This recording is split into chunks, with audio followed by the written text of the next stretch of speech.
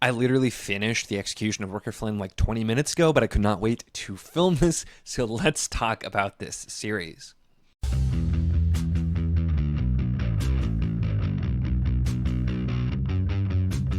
Hello and welcome to my channel. In this video, we are going to be talking about the Locke Institute trilogy by A.R. Witham. That starts with the crimes of Rooker Flynn and finishes with the execution of Rooker Flynn. The second book is the trial, just, instead of mentioning all three. I still need to get physical copies of the other two. Granted, the third one's not quite out yet. That'll be out in September. So it depends when this video comes out, I suppose, as well. But I enjoyed this series so much. And I did do a video talking about the first two books. And it's one I was really eagerly looking forward to the third book to see how everything was going to wrap up. And completely non-spoiler, of course. But just, I will say, the ending was so perfect. It was, I feel like, the absolute perfect ending for this series. I really, really loved it. It was great. It just did all of the same kind of stuff where it was really satisfying and heartfelt. And then, granted, I was just commenting recently on a live with Derek Bailey talking that if he somehow does a cliffhanger, I am going to rage because Arrow Witham does definitely give you some nasty and cruel cliffhangers in the first two books, but we don't have that here. It is an extremely satisfying ending, and I really, really enjoyed this. And I wanted to talk about the series a little bit overall because this was something that, like, I expected to like this, and I really liked The Legend of Blackjack. That was a very different feeling sort of book in a lot of ways. That was kind of more like old school adventure fantasy. It's somewhat for like a younger reader, but in a way that's not condescending either, so it can be really, it fits in that all ages kind of group. This is a bit more so, it's a less like a young reading and feels more intended for an adult audience while still kind of maintaining the all ages type of thing. But this gets a lot darker by far than Blackjack did. And there were some moments there in Blackjack for sure, but this really gets a lot darker. And the kind of the elements inspiring this, it's more like an 80s like prison action movie or like Prison Break type of movie. It was a lot of it than anything. And that's, I feel like, again, not what I would have expected as the follow-up for Legend of Blackjack, but it really works. And I enjoyed all of the books, but the first book I felt like I just tonally I wasn't quite sure how to feel about it because I was expecting something a little bit lighter and I was getting something that was quite a bit darker. And there were some moments where it felt like it was flip-flopping between, but I felt like after the first book kind of set that tone and like this is what to expect. Book two, just immediately I knew what I was getting into and it just absolutely flew. And then book three continued on with it just being really good. And I think the biggest thing is that A.R. Witham manages to pack such an emotional punch in these books. And especially with, like, some of the characters, some of the things going on, you just, even though he keeps getting you, it's like you almost aren't expecting it. Because you're like, oh, everything's going to work out, everything's going to be okay, and everything's not always okay by any means. But the way he just makes you feel for the characters, both the main characters and the side characters, and the relationship between Rooker Flynn and Blackjack, the two at the center of this one as well here too. It's Rooker's trilogy kind of, so we get a lot more background there too. But of course, Jack's got to be there as well. But just exploring their relationship and their friendship is just also handled extremely, extremely well.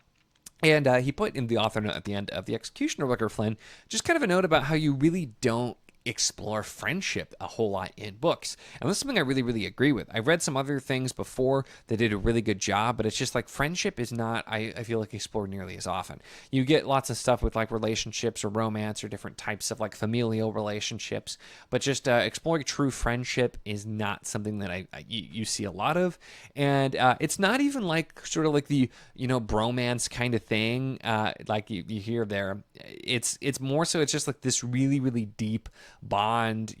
Sometimes they do the characters feel more like brothers as well, but just kind of exploring that relationship at the heart of this while also having the backdrop of Huang Hoon, the prison island, having the incredible villain of Gerber Whitmarbles, which Gerber Whitmarbles alone is worth doing the audio, I will say, because the author narrates this himself, and I feel it works really well because all of the emotional beats, everything, he knows exactly how he wants everything to sound, but his voice for Gerber, as well as some of the other voices, just so much fun. And I only did audio for book two, but I can definitely see this being one that I'll go back and listen to audio for the first and or the third, just because the audio was really, really fun.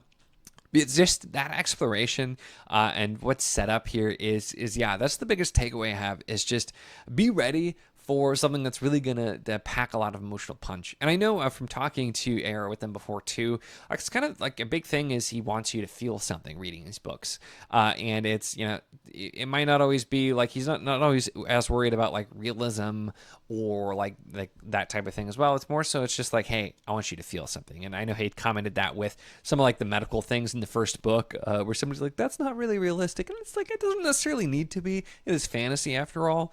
And there's just so many really great elements set up here, and the island of Huang Hun being kind of a character of its own, because it's this kind of horrifying place.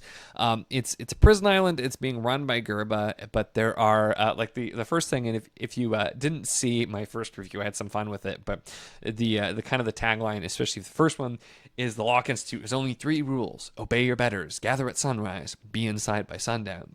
And it's a, you know, it's a prison island, so it's going to be, you know, terrible conditions in some ways, but it's also like at night they have to all be inside because these spiders just come and like crawl over and they will like annihilate anything that is in their way.